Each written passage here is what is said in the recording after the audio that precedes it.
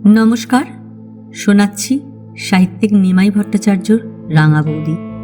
আজ উপন্যাসের চতুর্থ পর্ব। প্রতি বৃহস্পতিবার রাঙাদাদের দোকান বন্ধ থাকে, তাই তো সেদিন ঘুরে ফিরে সারাদিনই বাড়ি থাকে। তবে সন্ধে লাগতে না লাগতেই দোকান যায়। প্রতি বৃহস্পতিবার সন্ধে বাজার সমিতির মিটিং হয়।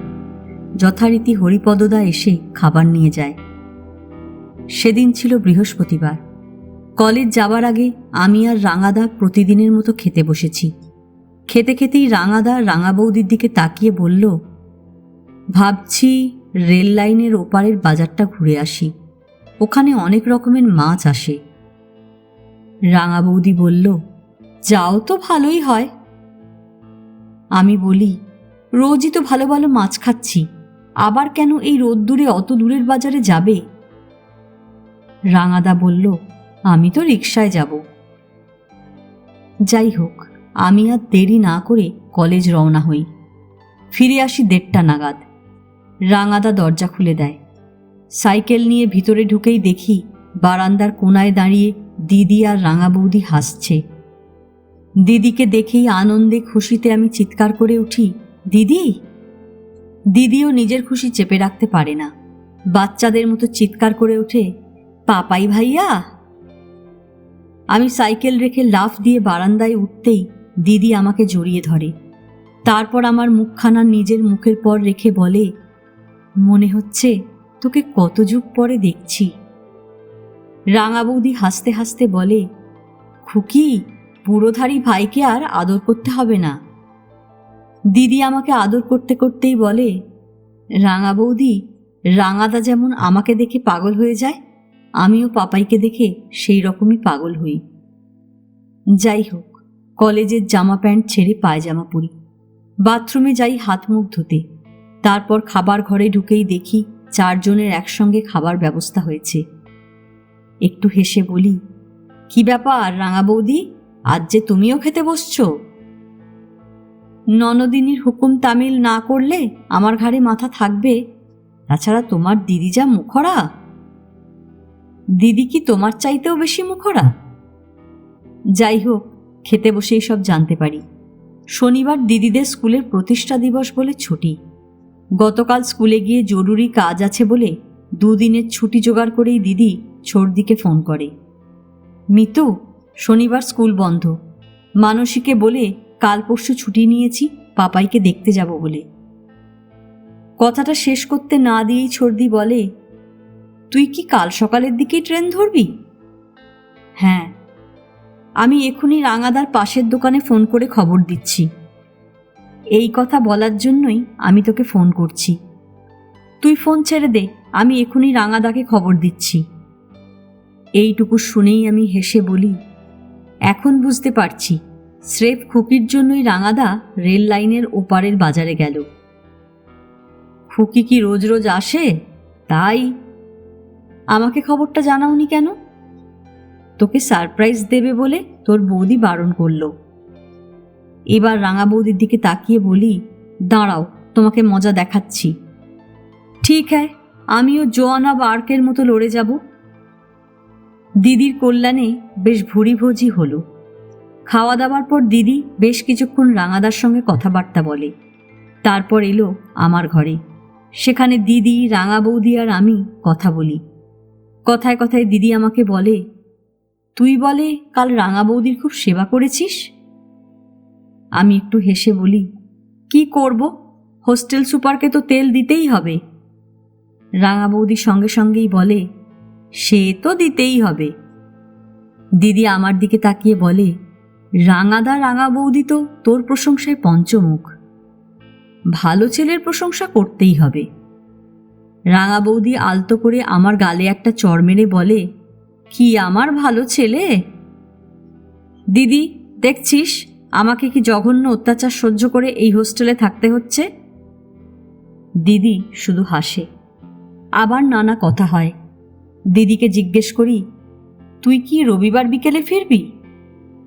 না রে পাপাই, আমি কালই ফিরে যাব। শনিবার পর্যন্ত তো ছুটি, কাল যাবি কেন? শনিবার সকালে ছোট পিসিকে নিয়ে ডাক্তারের কাছে যাব বলে অ্যাপয়েন্টমেন্ট করেছি। কেন, ছোট পিসির কি হলো? মনে হচ্ছে হঠাৎ প্রেশার বেড়ে গেছে, ইদানিং দুদিন মাথা ঘুরে পড়ে গেছে। তাই নাকি? হ্যাঁ। দিদি একটু থেমে বলে, শনিবার ছোট পিসির ইসিজিও হবে। আমি একটু ভেবে বলি, তাহলে তো তোকে কালকেই ফিরতে হবে। ও একটু হেসে বলে, আমি কলকাতায়ও তোকে রোজ কাছে পাই, রোজ তোকে আদর করি। আমি দিদির কথা শুনে অবাক হয়ে যাই, ওর দিকে তাকাই। ও বলে যায়, আমি স্কুল থেকে ফিরে তোর চিঠি দুটো দুবার তিনবার করে পড়ি, আর মনে হয় তুই আমার সামনে বসেই কথা বলছিস। ওর কথা শুনে আমি না হেসে পারি না। তারপর ওই চিঠি দুটোকে আদর করে বালিশের নিচে রেখে দিই। আমি গর্বে আনন্দে রাঙা বৌদিকে বলি, দেখছো দিদি আমাকে কি ভালোবাসে। রাঙা বৌদি কপট গাম্ভীর্যের সঙ্গে বলে, খুকি তোমাকে মাথায় চড়িয়েই তো একটা রাজার বাঁদর তৈরি করেছে। এখানে তো সবসময় দিদিকে কাছে পাবে না, দেখে নিও আমি তোমাকে কি করি। আমি হাসতে হাসতে বলি, ও ভয় কম্পিত নয় বীরের হৃদয়। দুপুরটা বেশ কাটল। বিকেলে রাঙাদার ঘরে আমরা সবাই মিলে চা খেতে খেতে কত কথা হয়। সন্ধে লাগতে না লাগতেই রাঙাদা দোকানে যায়। রাত 10টা বাজলেও হরিপদদা রাঙাদার খাবার নিতে না আসায় শুধু রাঙা বৌদি না, আমি আর দিদিও চিন্তিত না হয়ে পারি না। 10:15 বাজল, কিন্তু তখনও হরিপদদার দেখা নেই কেন? আর ধৈর্য ধরতে না পেরে আমি রাঙা বৌদিকে বলি, তুমি টিফিন ক্যারিয়ারে খাবার ভরে দাও, আমি পৌঁছে দিচ্ছি। দিদি বলল, কোনো কারণে হয়তো হরিপদ আসেনি, আবার রাঙাদাও দোকান ছেড়ে আসতে পারছে না। রাঙা বৌদি বলল, আমারও তাই মনে হচ্ছে। হঠাৎ কলিং বেল বাজতেই আমরা তিনজনে ছুটে যাই। দরজা খুলতেই যিনি বাড়ির মধ্যে ঢুকলেন তিনি হরিপদদা না, স্বয়ং রাঙাদা। তার সারা মুখে হাসি, হাসি আমাদের মুখেও। রাঙাদা বলে, হরিপদ আর বিশুকে দোকানে রেখে চলে এলাম। ভাবলাম খুকি যখন কালই চলে যাবে তখন আজ একসঙ্গে খাওয়া দাওয়া আর গল্পগুজব করি। রাঙা বৌদি একটু হেসে দিদিকে বলে, খুকি আমাকেও এইরকম একটা দাদা জোগাড় করে দাও। আমি তো আছি, আবার দাদা দিয়ে কি করবে? খেতে বসে এক প্রস্ত গল্পগুজব হলো। তারপর আসর বসলো রাঙাদার ঘরে। 1টা বেজে যাওয়ার পর রাঙা বৌদি বলে, খুকি আর দাদার সঙ্গে কথা বলতে হবে না, এরপর আমরা কখন কথা বলবো? রাঙাদা আমার দিকে তাকিয়ে বলে, পাপাই তুই ভোরবেলায় উঠেই চায়ের জল বসিয়ে আমাকে ডেকে দিবি, কাল আমিই চা করব। তোর দিদি আর বৌদি তো সারা রাত গল্প করবে। দিদির হাত ধরে টানতে টানতে বেরিয়ে যাওয়ার জন্য পা বাড়িয়েই রাঙা বৌদি বলল, খুকির বদলে কি তোমার সঙ্গে সারা রাত গল্প করব? দিদি রাঙা বৌদির ঘরে যায়, আমি যাই আমার ঘরে। পরের দিন ভোরে ঘুম ভাঙতেই দেখি বেশ বৃষ্টি হচ্ছে, আকাশ মেঘে ভর্তি। বৃষ্টির জন্য আমি দিঘির ওদিকে যেতে পারলাম না, ঘরের মধ্যে ফ্রি হ্যান্ড এক্সারসাইজ করি। 4 জন মিলে যখন চা খাচ্ছি ঠিক তখনই একবার বেশ জোরে মেঘের গর্জন হতেই রাঙা বৌদি ভয় আতঙ্কে দিদিকে জড়িয়ে ধরে। ওর কাণ্ড দেখে আমি হেসে উঠি, বলি, মেঘ ডাকলে বাচ্চারা ভয় পেতে পারে, কিন্তু তুমি? অসহায়া দৃষ্টিতে রাঙা বৌদি আমার দিকে তাকিয়ে বলে, না না পাপাই, ঠাট্টা করো না, মেঘের ডাক শুনলে আমার দারুণ ভয় করে। দিদি বলল, আমার এক কলিগ আছে, সেও মেঘের ডাক শুনলে ভীষণ ভয় পায়। যাই হোক, মেঘের গর্জন না হলেও বৃষ্টি একইভাবে চলে। ওরই মধ্যে রাঙা বৌদি রান্নাঘরে যায়, রাঙাদা বাথরুমে যায়, বইপত্র ঠিকঠাক করে আমিও চান করতে যাই। আমি বাথরুম থেকে বেরোতেই দিদি চান করতে যায়। আমি, রাঙাদা আর দিদি খেতে বসি। রাঙা বৌদি বলে, খুকি মাঝে মাঝে এরকম এসো, তোমার কষ্ট হলেও আমাদের তো আনন্দ হবে। কষ্ট আবার কি, সুযোগ পেলে নিশ্চয়ই আসব। রাঙাদা বলে, জানিস খুকি, 3 বছর পর আমি কাল রাত্রে বাড়ি ছিলাম শুধু তোর জন্য। সত্যি তুই মাঝে মাঝে আসিস। আমি বলি, আমি যখন আছি তখন দিদিকে মাঝে মাঝেই আসতে হবে। রাঙা বৌদি আমার মুখের দিকে তাকিয়ে বলে, ওই হে ছোকরা, তুমি যখন আসোনি তখনও খুকি সুযোগ পেলেই এখানে এসেছে। রিক্সা আসে, রাঙাদা দিদিকে ট্রেনে তুলে দিয়ে দোকানে যাবে। আমিও কলেজ যাবার জন্য প্রস্তুত। দিদি আমাকে আদর করে বলে, পাপাই ভাইয়া, ভালোভাবে পড়াশোনা করিস, আর রাঙাদা রাঙা বৌদিকে দেখিস। দিদিকে প্রণাম করতে গিয়েই আমার চোখে জল আসে। কোনো কথা বলতে পারি না। দিদি আঁচল দিয়ে আমার চোখের জল মুছিয়ে দিয়ে 2 হাত দিয়ে আমার মুখখানা ধরে বলে, তুই এভাবে কাঁদলে আমি কি শান্তিতে থাকতে পারবো? একটুও মন খারাপ করবি না, আমি মাঝে মাঝেই আসব। রাঙাদা আর দিদি রিকশায় উঠতেই রাঙা বৌদি বলে, খুকি, মাসিকে দেখে ডাক্তার কি বলে জানিও। আমিও সঙ্গে সঙ্গে বলি, হ্যাঁ দিদি, ছোট পিসির খবর জানাস। দিদি বলে, আমি মিতুকে দিয়ে রাঙাদাকে খবর দিয়ে দেব। ঠিক সেই সময় রাঙাদা রাঙা বৌদিকে বলে, একটা কথা বলতে একদম ভুলে গেছি, আজ মাধবদার ছেলের বউ ভাত। মাধবদা মানে তোমাদের বাজার সমিতির সভাপতি? হ্যাঁ হ্যাঁ, আজ বিকেলবেলায় বাজারের সব কাপড় চোপড়ের দোকানই বন্ধ থাকবে। আমরা দুপুরেই মাধবদার বাড়ি চলে যাব। সব মিটে গেলে রাত্রে দোকানে যাব। ঠিক আছে। ওদের রিকশা ছেড়ে দেয়। আমি ঘরে আসি ব্যাগ নিতে। আমার পিছন পিছন রাঙা বৌদি এসে আমার পাশে দাঁড়িয়ে বলে, ছাতি নিয়ে সাইকেল চালাবে কি করে? ঠিক চালাবো, তোমার কিছু চিন্তা নেই। তুমি ভিজে যাবে। একটু আধটু বৃষ্টিতে ভেজা আমার অভ্যেস আছে। একটু আধটু বৃষ্টি তো হচ্ছে না, বেশ জোরেই হচ্ছে। বর্ষাকালে তো বৃষ্টি হবেই। আমি ব্যাগ আর ছাতি নিয়ে ঘর থেকে বেরোতেই ও জিজ্ঞেস করে, ফিরবে কখন? আজ তো মোটে 3টে পিরিয়ড, 12:15টায় ক্লাস শেষ। কলেজ যাবার পথে খুব বেশি না হলেও প্যান্টের নিচের দিকে আর পিঠ ভিজে গেল। বাড়ি ফেরার সময় যেমন বৃষ্টি তেমনি বাতাস। জবজবে ভিজে জামা প্যান্ট পরেই বাড়ি ফিরলাম। আমাকে দেখেই রাঙা বৌদি বলে, ইস, কি ভেজাই ভিজেছ, শিগগির জামা প্যান্ট ছাড়ো। তুমি কফি করো তো। হ্যাঁ হ্যাঁ, করছি। আমি ভেজা জামা প্যান্ট ছেড়ে পায়জামা গেঞ্জি পরার পরপরই রাঙা বৌদি 2 কাপ কফি নিয়ে হাজির। আমি বলি, ঘণ্টাখানেক আগে যখন বেশ জোরে জোরে মেঘ ডাকছিল তখন কি করলে? আর বলো না, বালিশে মুখ গুজে কোনো মতে সামলেছি। কফির কাপে 1 চুমুক দিয়ে বলি, মেঘ দেখে মনে হয় না আজ বৃষ্টি থামবে। 1 চুমুক কফি খেয়েই ও বলে, বৃষ্টি হয় হোক, কিন্তু এত মেঘের গর্জনের কি দরকার? ওর কথা শুনে আমি হেসে ফেলি। হাসছ কেন? ভয় করলে আমি কি করব? সবাই কি সব কিছু সহ্য করতে পারে? তা ঠিক। আমরা খেয়ে উঠতে না উঠতেই বৃষ্টির বেগ আরও বাড়ল। সমান তালে শুরু হলো মেঘের গর্জন। মাঝে মাঝেই মনে হচ্ছে কাছাকাছি কোথাও বজ্রপাত হলো। ভয়ে আতঙ্কে রাঙা বৌদি আমাকে জড়িয়ে ধরছে। আমি অস্বস্তিও বোধ করি, ভালোও লাগে। হঠাৎ যেন বিদ্যুৎ তরঙ্গ বয়ে যায় সারা শরীরের মধ্যে।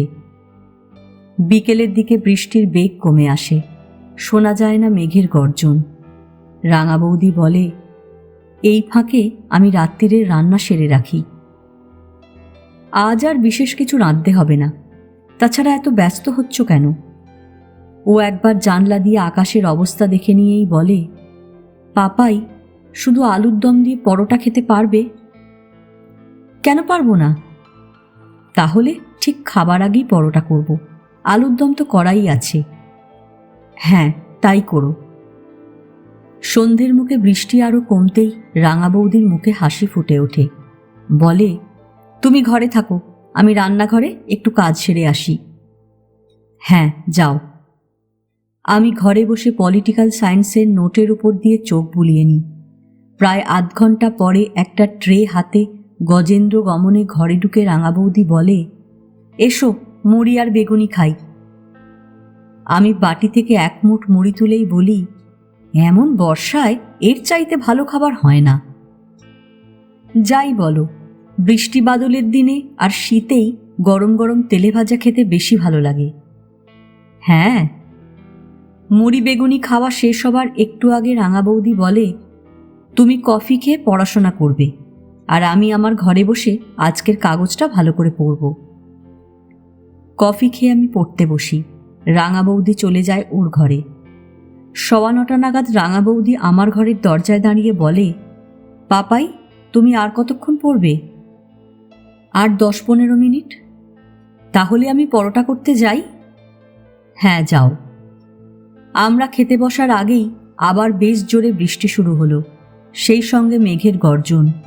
ওরই মধ্যে আমরা খাই। আমি খেয়ে উঠতেই ও বলে, তুমি চলে যেও না, আমি একলা একলা থাকতে পারবো না। না না, আমি যাচ্ছি না। রান্নাঘরের কাজ সেরে সব দরজায় তালা বন্ধ করে আমরা ঘরের দিকে পা বাড়াতেই ও বলে, দাঁড়াও, তোমার দাদার আর আমার ঘরের জানলা দরজা বন্ধ করি। কখন যে জলে সব ভিজে যাবে তার তো ঠিক নেই। আমার খাটে আমরা দুজনে পিঠে বালিশ দিয়ে পাশাপাশি বসি, আর মেঘ ডাকলেই ও আমাকে জড়িয়ে ধরে। আমি মনে মনে হাসি, মুখে কিছু বলি না। রাঙা বৌদির মুখেও কোনো কথা নেই। 10-15 মিনিট পরে আমি বলি, চলো দিঘির ওদিক থেকে ঘুরে আসি। আমাকে মেরে কেটে ফেললেও ঘর থেকে বেরোবো না। তাহলে চলো উঠোনে গিয়ে একটু ভিজি। এসব আজে বাজে কথা আমাকে বলবে না। তাহলে কি বলবো? কিচ্ছু বলতে হবে না, চুপ করে বসে থাকো। সারা রাত বসে থাকবো? সারা রাত কে বসে থাকতে বলেছে? ঘুম এলেই শুয়ে পড়বে। আর তুমি? যেভাবে মেঘ ডাকছে তাতে শুয়েও আমার ঘুম আসবে না। ওর মুখের কথা শেষ হতে না হতেই সত্যি ভীষণ জোরে মেঘের গর্জন হয়। 2-1 মুহূর্তের জন্য ঘরের বাইরে আলোর বন্যা বয়ে যায়। রাঙা বৌদি বিকট চিৎকার করে আমাকে 2 হাত দিয়ে জড়িয়ে ধরে। আমিও 2 হাত দিয়ে ওর মুখখানা বুকের মধ্যে চেপে ধরি। 2-1 মিনিট পর রাঙা বৌদি সোজা হয়ে বসে বলে, নিশ্চয়ই কাছাকাছি কোথাও বজ্রপাত হয়েছে। ওই বিকট আওয়াজ আর আলো দেখে আমারও তাই মনে হয়েছে। পাপাই, এসো শুয়ে পড়ি। তুমি শো, আমি আর একটু বসে থাকি। না না, তুমিও শো। সত্যি শোবো? হ্যাঁ হ্যাঁ, শো। আমি কোনো কথা না বলে বসে থাকি। ও কাত হয়ে শুয়ে আমার একটা হাত 2 হাত দিয়ে চেপে ধরে।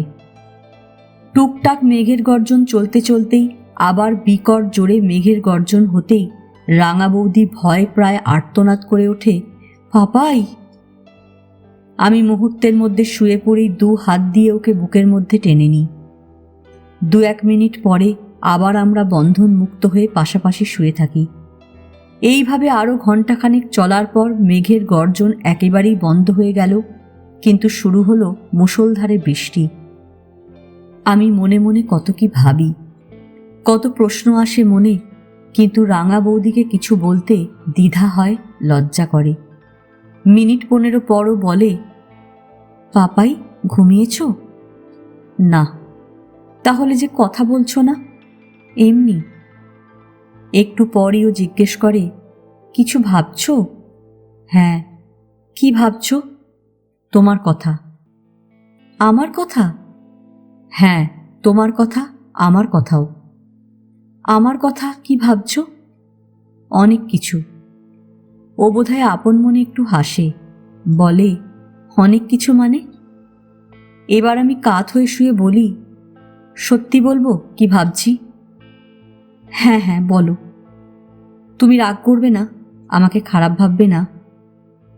ও আলতো করে আমার মুখের পর একটা হাত রেখে বলে, সত্যি বলছি, আমি রাগও করব না, তোমাকে কখনোই খারাপ ভাবব না। কয়েক মুহূর্তের জন্য চুপ করে থাকার পর বলি, তুমি তো জানো আমি কচি বাচ্চা না, 21 বছরের যুবক। তুমি যে যুবক তা জানি বই কি। তুমিও বুড়ি না, কখনোই না। আমাকে জড়িয়ে শুতে তোমার কোনো দ্বিধা সংকোচ হয় না, খারাপ লাগে না? হঠাৎ রাঙা বৌদির কণ্ঠস্বর বদলে যায়। বেশ স্পষ্ট করে বলে, না। তবে তোমার যদি বিন্দুমাত্র কোনো আপত্তি থাকে তাহলে এই মুহূর্তে আমি আমার ঘরে চলে যাচ্ছি। আমি কি তাই বলেছি? তবে সত্যি করে বলছি, আমার লজ্জাও করে, দ্বিধাও হয়। রাঙা বৌদি উঠে বসে, বলে, পাপাই, তুমি এখন বড় হয়েছ, তাই তোমাকে কয়েকটা কথা বলছি। আশা করি আমাকে ভুল বুঝবে না। তাছাড়া আজকের রাত্রিরের কথাবার্তা কাউকে কোনোদিন বলতে পারবে না। না না, আমি কাউকেই বলবো না। খুব ছোটবেলা থেকেই আমি খুব দুঃখে কষ্টে অনাদরে অপমানে বড় হয়েছি। আমি লেখাপড়ায় বেশ ভালো ছিলাম। খুব ইচ্ছা ছিল বিএ এমএ পাশ করব, কোনো বিখ্যাত শিল্পীর কাছে নাচ শিখব। আমি কোনোদিন কোনো ছেলের সঙ্গে প্রেম করিনি, করবার ইচ্ছাও মনে আসেনি। বিয়ের কথা তো স্বপ্নেও ভাবতাম না। তাহলে বিয়ে করলে কেন? মেশো আর মাস্তুতো 3 ভাই বোনের উপেক্ষা অপমান তিরস্কারে জর্জরিত হচ্ছিলাম বলেই মাধ্যমিক পরীক্ষার 5 মাস আগে নিঃশব্দে বিয়ের পিঁড়িতে বসি। বিয়ে করতে রাজি না হলে ওরা আমাকে গলা ধাক্কা দিয়ে রাস্তায় বের করে দিত। কি আশ্চর্য! কিছু আশ্চর্যের ব্যাপার না। তুমি তোমার রাঙাদা আর দিদিকে দেখে মনে করো না এই পৃথিবীর সব নারী পুরুষই উদার মহৎ। বেশ রুক্ষতার সঙ্গেও বলে, জেনে রেখো এই পৃথিবীর অধিকাংশ মানুষই নীচ, হীন, স্বার্থপর, লোভী, আত্মকেন্দ্রিক। সহায় সম্বলহীন, আশ্রয়হীন, পিতৃমাতৃহীনকেও দুবেলা দুমুঠো অন্ন দিতে তাদের সীমাহীন কুণ্ঠা। ও একটা দীর্ঘশ্বাস ফেলে বলে, সে যাই হোক, বিয়ের সময় ভেবেছিলাম 18 বছর পর্যন্ত ঝ্যাঁটা লাথি খেয়ে মানুষ হলেও এবার আমার দিনগুলো আনন্দে কাটবে। অন্তত একজন মানুষ আমাকে প্রাণ ভরে আদর করবে। আমি অনেক আগেই উঠে বসেছি। অপলক দৃষ্টিতে ওর দিকে তাকিয়ে থাকি আর নিঃশব্দে কথা শুনি। তোমার রাঙাদাও খুব বেশি দিন মা বাবার আদর পায়নি ঠিকই, কিন্তু সে মামা মামি মাসির প্রাণের দুলাল। ওদের কাছে সন্তান স্নেহে ভেসে গেছে। তাছাড়া পেয়েছে তোমাদের মতো 3টে ভাই বোন। আর আমি না পেয়েছি সন্তান স্নেহ, না পেয়েছি ভাই বোনের ভালোবাসা। ও একটা চাপা দীর্ঘশ্বাস ফেলে বলে, তাই তো আমার সারা জীবনের সব দুঃখ কষ্ট অভাব মিটিয়ে নেবার স্বপ্ন নিয়ে তোমার রাঙাদার ঘর করতে এলাম। রাঙা বৌদি আমার একটা হাত ধরে বলে, প্রথম 3টে বছর সত্যি খুব আনন্দে কেটেছে। তার সবচাইতে বড় কারণ তোমার দাদার মতো মহৎ প্রাণের মানুষ সত্যি দুর্লভ। এমন ভদ্র সভ্য বিনয়ী কর্তব্যপরায়ণ খুব কম হয়। সেদিন থেকে ওকে স্বামী হিসেবে পেয়ে আমি যেমন আনন্দিত তেমনই গর্বিত। ও একটু থেমেই বলে, তোমার ঘুম পাচ্ছে নাকি? না না, তুমি বলো। ও একটু হাসে, বলে, যখন কলকাতার 3 জন গাইনি অনেক পরীক্ষা নিরীক্ষা করার পর জানালেন আমার সন্তান ধারণ ক্ষমতা নেই, সেদিন থেকে শুরু হলো আমার নিঃসঙ্গতা। আমি মা হতে পারবো না বলে স্ত্রী হবার অধিকার আর সুখ থেকে চিরদিনের মতো বঞ্চিত হলাম। রাঙা বৌদি খুব জোরে একটা দীর্ঘশ্বাস ফেলে বলে, পাপাই, আমি 22 বছরে পড়তে না পড়তেই বৈধব্যের স্বাদ পেলাম। তুমি বলো, 22 বছরের কোনো মেয়ে কি হঠাৎ তার স্বাদ আহ্লাদ কামনা বাসনা ত্যাগ করে সন্ন্যাসিনী হতে পারে?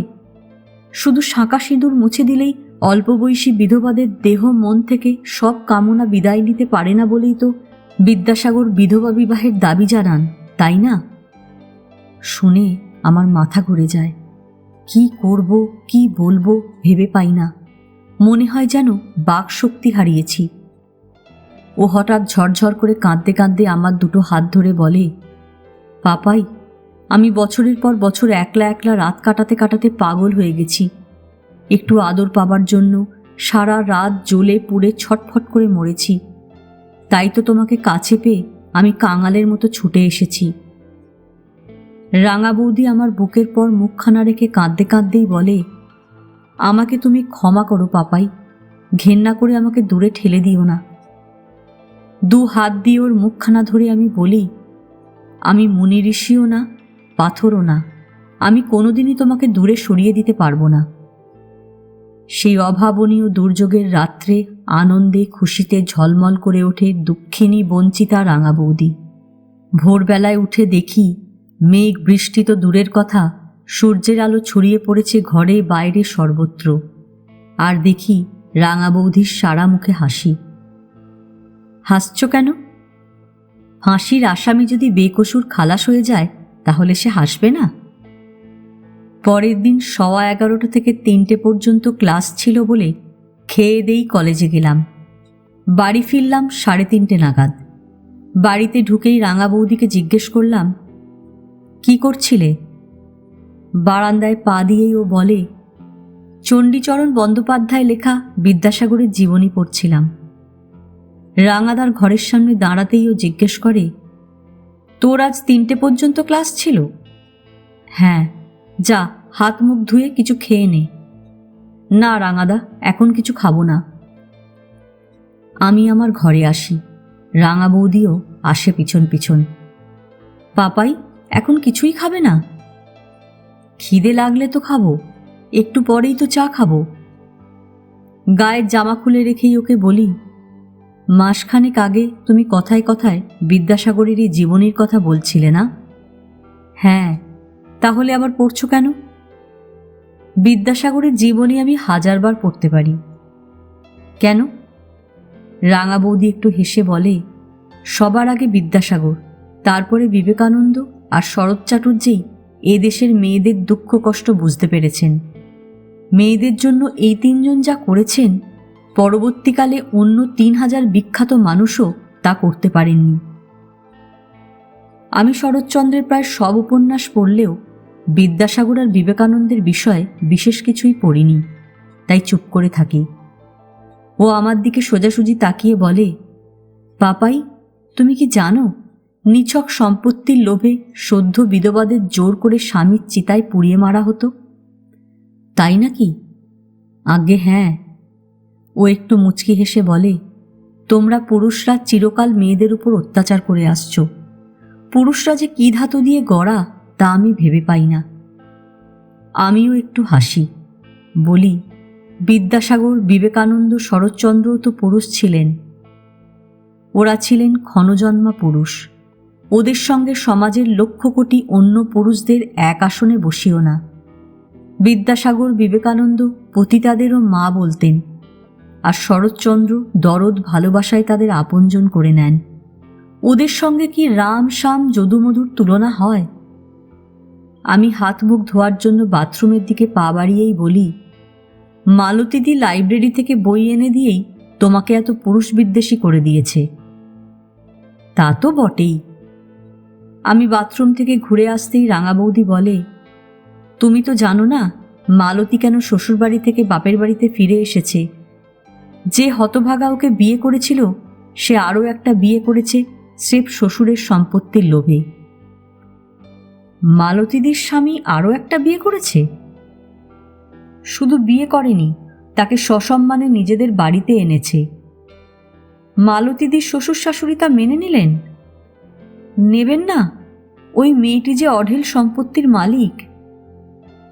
চা করতে যাবার আগে রাঙা বৌদি বলে, জানো পাপাই, প্রায় প্রতি সংসারে অন্তত একটি মেয়ে বা বউ আছে যাকে নিত্য চোখের জল ফেলতে হয় কোনো না কোনো পুরুষের অবিচার বা অত্যাচারের জন্য। মালতীদি থাকেন আমাদের গলির মোড়ের মাথার গোলাপি রঙের একতলা বাড়িতে। ওর বাবা হাসপাতালের কম্পাউন্ডার, নিছক ভদ্রলোক। মালতীদির দাদা উত্তরপাড়ার হিন্দুস্তান মোটরের অফিসে চাকরি করেন। রাঙা বৌদির কাছেই আগে শুনেছি বিয়ের পর আবার বাপের বাড়িতে এসে মালতীদি লেখাপড়া করে গ্র্যাজুয়েট হয়েছেন ও রীতিমতো পরীক্ষা দিয়ে ব্যাংকে চাকরি পেয়েছে। কিন্তু জানতাম না স্বামীর কাছে, শ্বশুর শাশুড়ির কাছে সব অধিকার আর সম্মান হারাবার পরই উনি এখানে চলে আসেন। শুধু রাঙা বৌদি ছাড়া এ পাড়ার আর কারুর কাছে মালতীদি যান না। এই দুজনের মধ্যে খুবই বন্ধুত্ব। এখানে আসার পরদিনই আমি মালতীদিকে প্রথম দেখি। সন্ধ্যের দিকে আমি আর রাঙা বৌদি চাটা খাচ্ছিলাম। হঠাৎ কলিং বেল বাজতেই ও বলল, এখন আবার কে এলো? দাঁড়াও, আমি দেখছি। দরজা খুলতেই রাঙা বৌদির বয়সী একজন মহিলা একটু হেসে বললেন, তুমি খুকির ভাই? হ্যাঁ। উনি বাড়ির মধ্যে পা দিয়ে জিজ্ঞেস করলেন, জয়ন্তী কোথায়, রান্নাঘরে? না, রাঙা বৌদি ওই কোনার ঘরে। আমার ঘরের দিকে এগুতে এগুতেই উনি বললেন, তুমি কাল এসেছো তাই না? হ্যাঁ। ওকে দেখেই রাঙা বৌদি একগাল হেসে বলে, আয় মালতী আয়।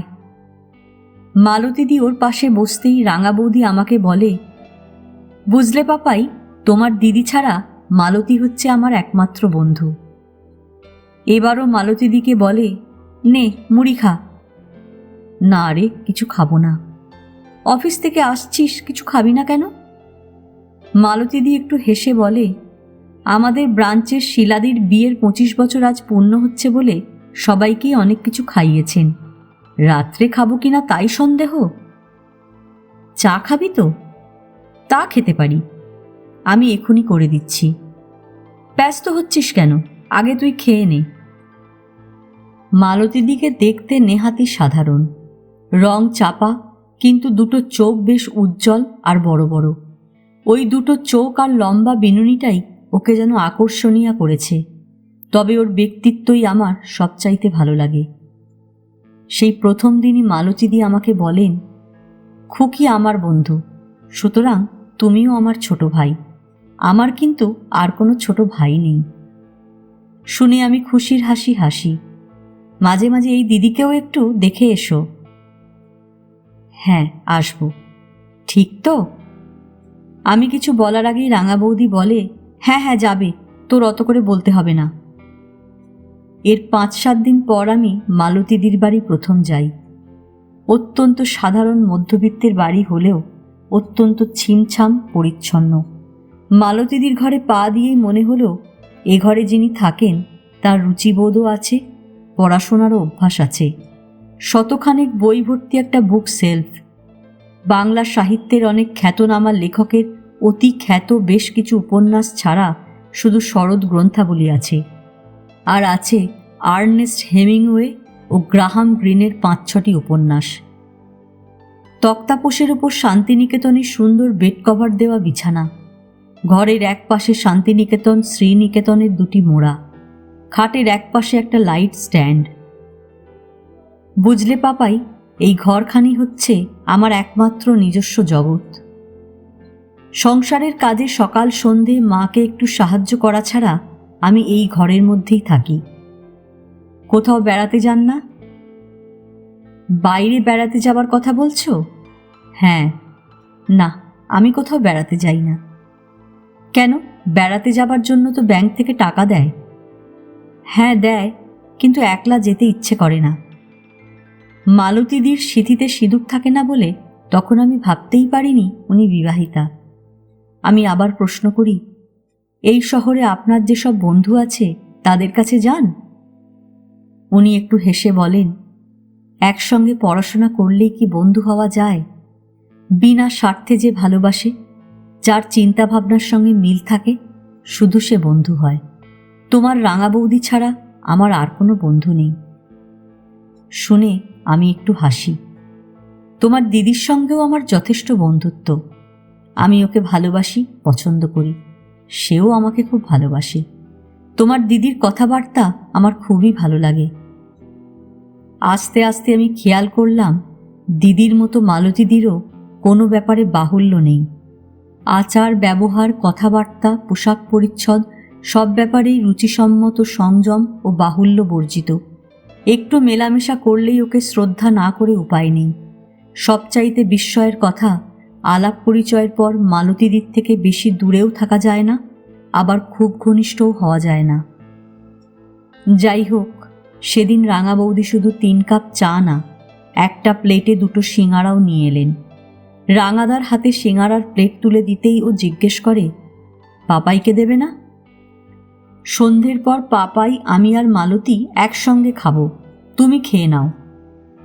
চায়ের কাপে চুমুক দিয়েই আমি রাঙা বৌদিকে জিজ্ঞেস করি, সিঙাড়া কি দোকানের নাকি তুমি বাড়িতে করলে? মিষ্টি টিষ্টি ছাড়া অন্য কোনো খাবার তো আমাদের বাড়িতে আসে না। কি দরকার এত ঝামেলা করে সিঙাড়া তৈরি করার? রাঙা বৌদি চাপা হাসি হেসে বলে, আমি তোমার দাদার ওয়াইফ কাম প্রাইভেট সেক্রেটারি কাম কুক কাম বাটলার কাম পার্সোনাল ভ্যালেট, তা জানো না?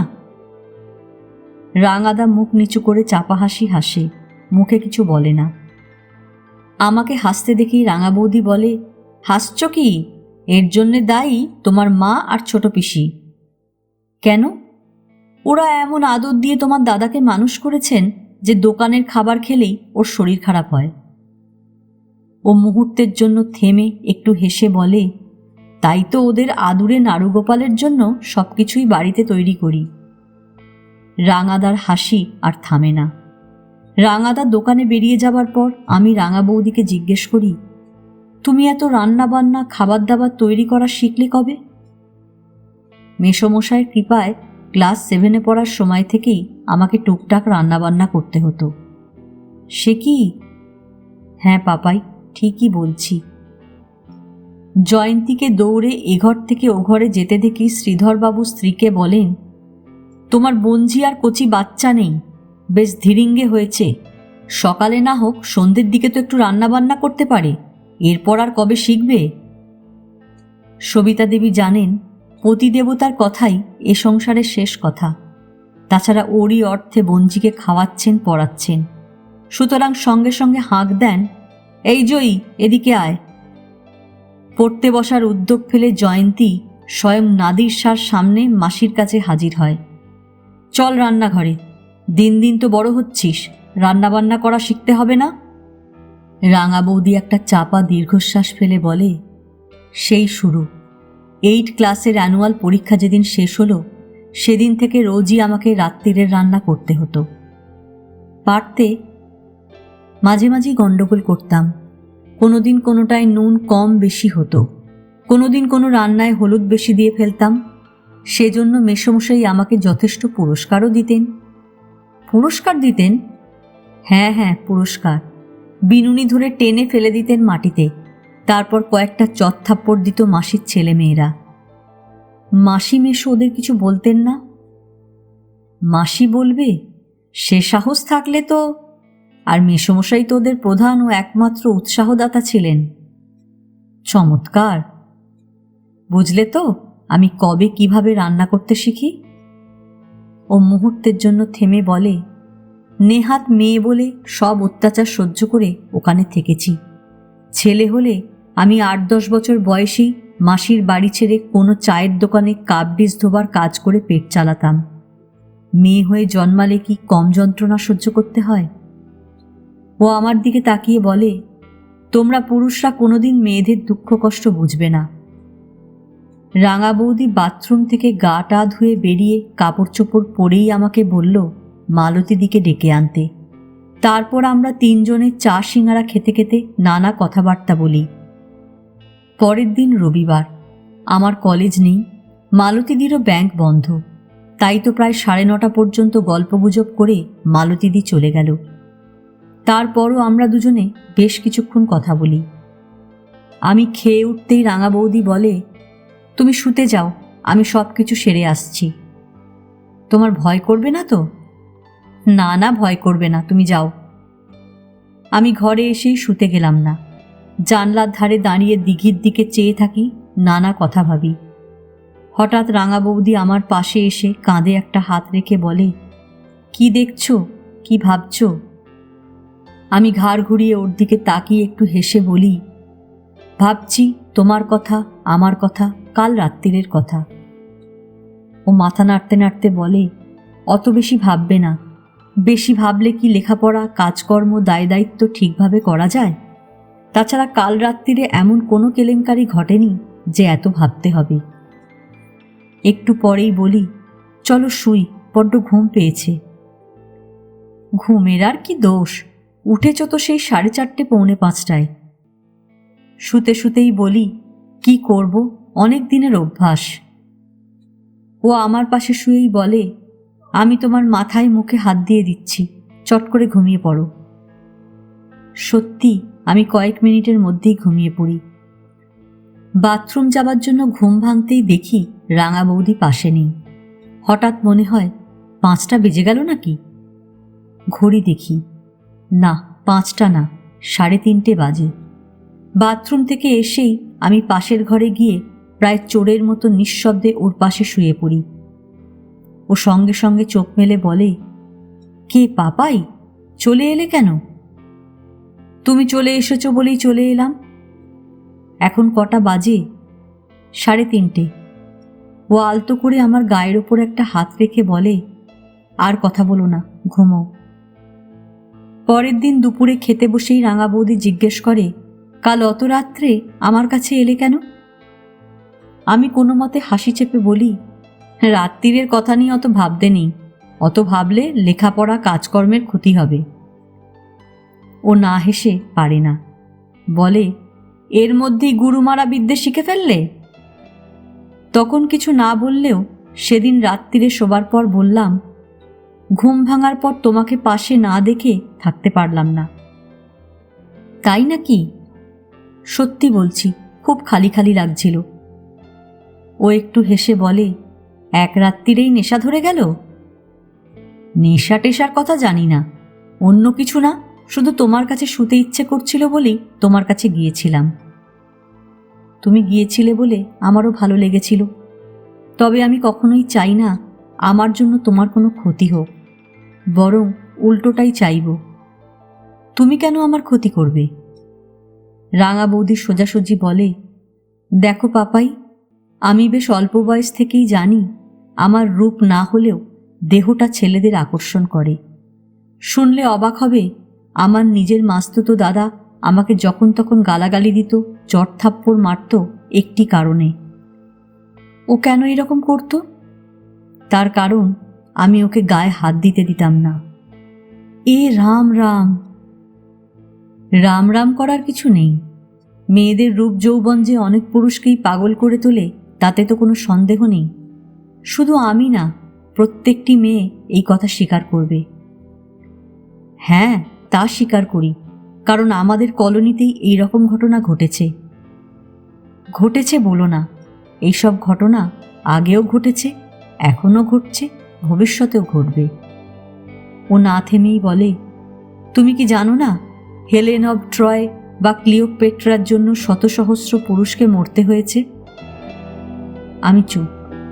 2-1 মিনিট চুপ করে থাকার পর রাঙা বৌদি আমাকে কাছে টেনে নেয়, একটু আদর করে, তারপর বলে, যাও তোমার ঘরে যাও, এখনই ঘুমিয়ে পড়বে। বেশি রাত করে ঘুমোলে শরীরও খারাপ হবে, ভোরবেলাতে উঠতে পারবে না। আমি নিঃশব্দে আমার ঘরে এসে শুয়ে পড়ি। আজ এ পর্যন্তই। উপন্যাসের 5ম পর্ব নিয়ে অন্যদিন আসবো। গল্প পাঠ ভালো লাগলে লাইক, শেয়ার, কমেন্টস করতে ভুলবেন না। এখনও যারা আমার চ্যানেলটা সাবস্ক্রাইব করেননি তাদের সকলের কাছে অনুরোধ রইল, প্লিজ আমার চ্যানেলটা সাবস্ক্রাইব করে নেবেন। পাশে যে বেল নোটিফিকেশনটা আছে সেটা অবশ্যই প্রেস করে দেবেন।